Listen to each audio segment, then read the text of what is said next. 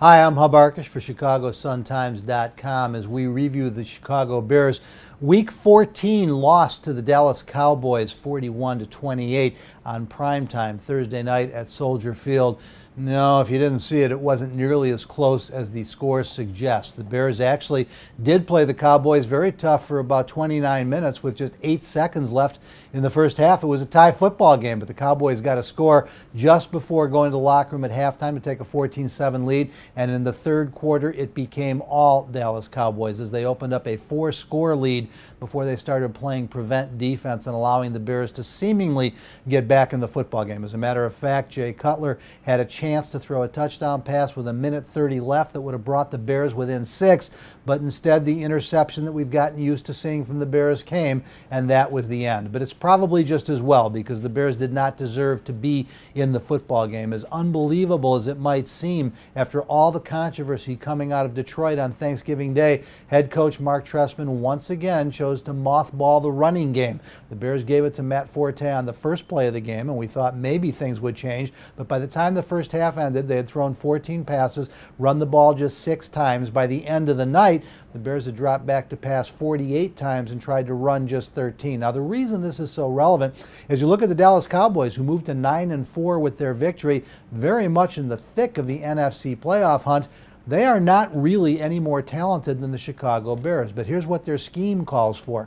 They ran the ball 33 times in the game against the Bears, passed it only 26, yet outgained the Bears. 397 yards of offense the Cowboys put up. They had a 5-minute advantage in time of possession, and that ground game, well, it was outstanding. They averaged 5.5 yards per carry with DeMarco Murray leading the way. The Bears, they averaged just 2.3 yards on their 13 rushes.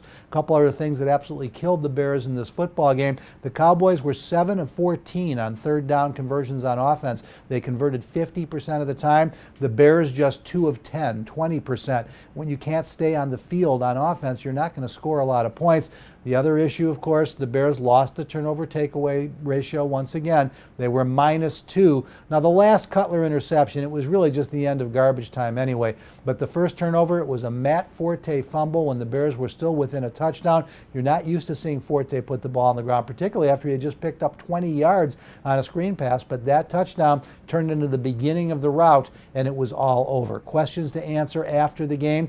Brandon Marshall, of course, the injury to his ribs appeared to be serious. We won't know for a few more days really how serious. We hope he will be okay, but it exposed how dangerously thin the Bears are at wide receiver. The offense really struggled to throw anything more than an 8-10 yard pass once Marshall went out of the lineup. Early in the game, DJ Williams went to the locker room to be evaluated for a concussion.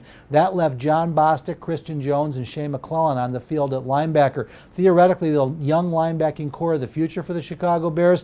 We have to hope not. They're just not good enough. Probably wouldn't start for most teams in the NFL. DeMarco Murray rushed for 179 yards. That's not completely on the linebackers, but the linebackers are a big part of the Bears' failure to stop the running game. At the end of the day, it drops the Bears to 5-8. Anybody who was still kidding themselves about thinking about a playoff run, this was the exclamation point on the end of the season. Now we wait the last 3 weeks to see if the Bears can find out which of the young people on this team can play.